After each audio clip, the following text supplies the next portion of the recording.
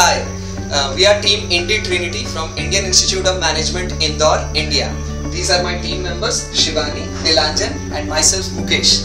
Next we are going to present the solution for SG Enterprises case. To begin with, let's look at some key pointers about the Indian interior decor and furnishing industry.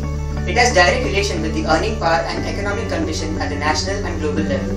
The use of computers for designing and visualization have been of great benefit because businesses can now directly come up with high-end designs and solutions. Eco-friendly yet luxurious designs are catching attention of the market. It's a niche segment yet, but expanding quite fast. Opportunities for study and professional expertise in interior designing and furnishings in India has increased significantly. Some key institutes being the National Institute of Fashion and Design, the Concept Factory, Indian Institute of Design, the National College of Design, and the others. It is also important to note some key facts and facets about this growing industry in India. Some segments in this industry, mainly on the interior designing and decor consulting side of the business, are clocking growth rates of more than 45 to 60% a year and are still bullish about the future market scenario.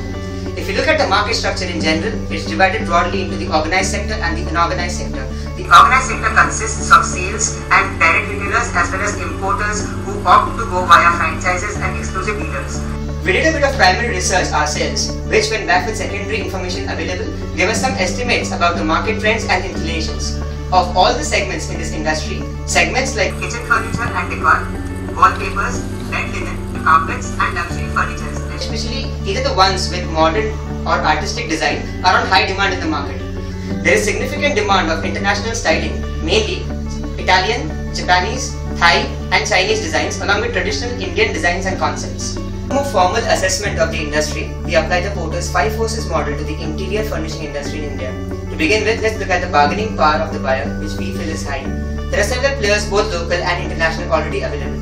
There is low cost of acquisition and switching costs. There are typical Indian styling and design preferences which the local players know very well. The emergence of this business and companies in this segment have been such that they tend to offer much more services in bundle. Next, we look at the bargaining power of suppliers, which we feel in this case is low. The material and service providers in this industry are large in number but smaller in size and operations. This implies low switching cost and cost of acquiring or dealing with new suppliers. We feel that the threat of substitution in this case is high. These offerings are for mainly the luxurious and wealthy people or families who are not a high proportion of the population in India. Going next, the threat of new entrant, we feel that is medium because of the following pointers. This business requires low capital requirements. There are abundant resources and competent people available in India. The online medium for direct sales has emerged and grown significantly throughout the country. There has been a high influx of international players already. Moreover, easier government norms are encouraging more foreign players to come in. Finally, we look at the competitive rivalry in the Indian market, which we feel is quite medium. Though the overall number of players in this differentiated category is still less, the competition is increasing with bigger international players coming in with direct tie-ups with builders and realty businesses. But this sector is expected to grow phenomenally, so we anticipate significant increase in the competition in the market in the years to come. Next, my team members would discuss the various problems in the case and the solutions to them. Hello, we will move to the next issue, that is administrative and execution issue, that is related to the filing of accounts and collection of payment from sales, and the next one is execution of tasks in an orderly manner. So for these issues we have provided 2 recommendations. One is centralizing the customer details and the invoice management process in sync with the Singapore head office, and implement an automated accounts payable. We know that accounts payable is a department which processes the invoices which we got from the suppliers. These things may look very straightforward, but it may become very complex depending upon the number of invoices and if we do that in manual on paper. So here comes the accounts payable automation. This process makes the whole thing automated and it makes the whole thing much more easier. Now this automated accounts payable, it basically has 4 stages, and this also in each of these stages we implement certain processes like centralized, scanning process, etc. Now in the stage 4, there is one process that is 100% electronic invoice processing. What it does, this 100% electronic invoice processing that allows the supplier to provide their invoices over the internet, and after that it is routed and processed automatically. Now smart routing is basically a process which automatically route your invoice to the particular department. There is no manual intervention required. So it prioritizes your workflow and monitor timeliness approval and set automated notification in case it required.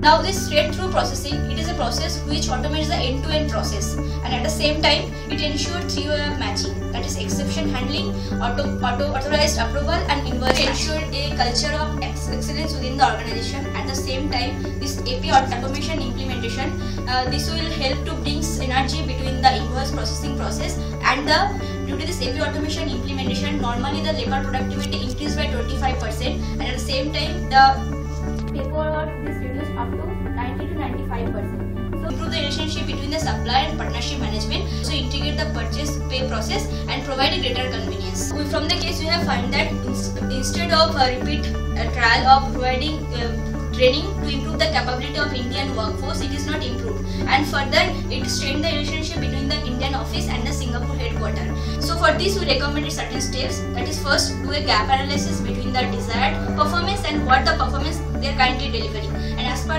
that provide the training. Next, engage the employees through taking their feedback, providing them asking for their ideas and suggestions. Next, empower them to set their own objective as per their requirement, and also encourage the employees and provide them proper resource to improve their skills, knowledge, and incentivize them to apply all those knowledge in the workplace properly. So will motivate them and engage them in the whole process. Hi, now let us dive into some of the most significant problems in detail. The first one being the SG Enterprise independent entry into the Indian interior furnishing industry. Contrary to its traditional expansion strategies, SG decided to enter solo in the Indian industry. This substantially increased their risks, and the company faltered in some aspects due to the lack of local expertise. The customer service also suffered owing to bad execution of tasks and lack of knowledge on consumers' preferences, consumer behavior. Again, there was no local partner to fall back on. We recommend SG to enter into a joint venture to share costs as well as risks. Our comparative analysis across all prospective partners shows that in case of tie-ups with hugely respected Indian conglomerates like the Tatas and the Birlas, the sentiments in India will be a lot more positive, and the consumers will also be more receptive to the idea. Consultants can also be involved to decide on the JV partner. For the issues related to customer service, an IT system focusing on CRM could be used to understand consumer patterns, consumer behavior, and subsequently provide a better customer experience. The motto could be, customers should be given the utmost priority in anything and everything. Now the second problem relates to more of the cultural challenges and the complexities of the Indian consumer decision making. We believe that there is a strategic responsibility on the part of SG Enterprise to understand the cultural characteristics of the country in detail. Because of the great diversity across different communities, the consumer's decision making could be impacted by a varied set of concerns ranging from Vastu science based interior designing to latest movie based trends given the massive entertainment loving population of the country. The renowned and veteran interior designers should be roped in to ensure the visibility of rich cultural heritage in its operations in India. A team of 4 to 6 people can be formed with an experienced leader to study the cultural characteristics and align SG's strategy to the cultural and behavioral needs of the consumers. This will result in a better acceptance from the users. Finally, the third major problem is the regulatory requirements and demand forecasting. Since the industry has a direct relation with the earning power and economic condition of the country, collaborating with the government in bigger decisions should be the way forward. The seasonal and periodical behavior of the customers can be studied, like during big Indian festivals such as Diwali. Most households look to give their house a makeover, and hence the demand could be extremely high and at the same time unpredictable. Finally, we suggest that SG Enterprise should enter into strategic tie-ups with real estate companies to tap the interior decoration opportunities at new apartments right at the beginning. We have identified a couple of well-reputed real estate developers in India. One is DLF, a major player in North India, and the other one is Purvankara, a well-respected developer in Southern India. Thus, we suggest that such joint ventures are a way to go forward for SG Enterprises for a successful future in India. Thank you.